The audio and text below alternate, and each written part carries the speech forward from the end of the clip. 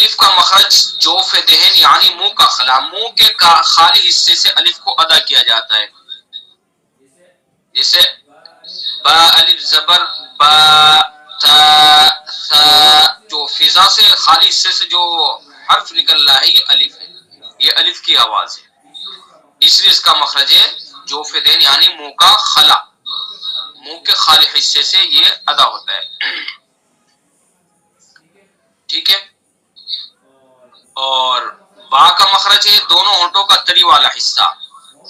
ہونٹوں کے دو حصے ہیں، ایک تر والا حصہ ہے اور ایک خشکی والا حصہ ہے. اندر والا جو حصہ ہے وہ تری والا حصہ کہلاتا ہے، اور باہر والا جو حصہ ہے یہ خشکی والا حصہ کہلاتا ہے. اور دونوں مقام سے دو حرف الگ الگ ادا ہوتے ہیں. تری والے حصے سے با ادا ہوتا ہے اور خشکی والے حصے سے میم ادا ہوتا ہے. تو با کا مخرج دونوں ہونٹوں کی تری کا حصہ با، با. ٹھیک ہے. تا، تا، تا کا مخرج زبان کی نوک ثنا علیا کی جڑ، زبان کی نوک ثنا علیا کی جڑ. ثنا اوپر والے، سامنے کے چوڑے چار دانت ثنا کہلاتے ہیں، اوپر والے ثنا علیا ہے اور نیچے والے ثنا سفلی ہے. تو جو دو اوپر والے ثنا علیا ہیں، والتین والزیتون وطور سینین وهذا البلد الامین، ہر آیت پر وقف بھی کر سکتے ہیں اور وصل بھی کر سکتے ہیں.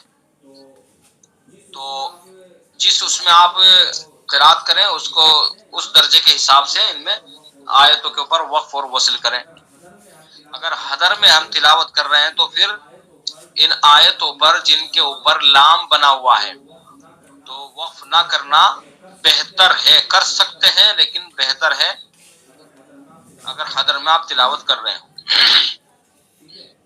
ٹھیک ہے.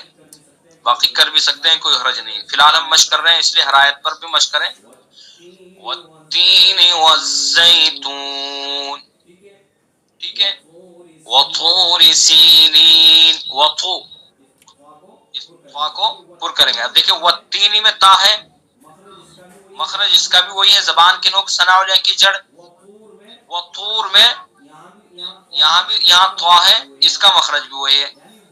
یعنی والتینی میں جو تا ہے اس کا مخرج بھی زبان کی جڑ اور زبان کی نوک ثنا علیا کی جڑ، اور وطوری میں طا اس کا مخرج بھی زبان کی نوک ثنا علیا کی جڑ. فرق کس سے کرنا ہے؟ صفت سے فرق کرنا ہے. تا کو پر کریں گے، طا کو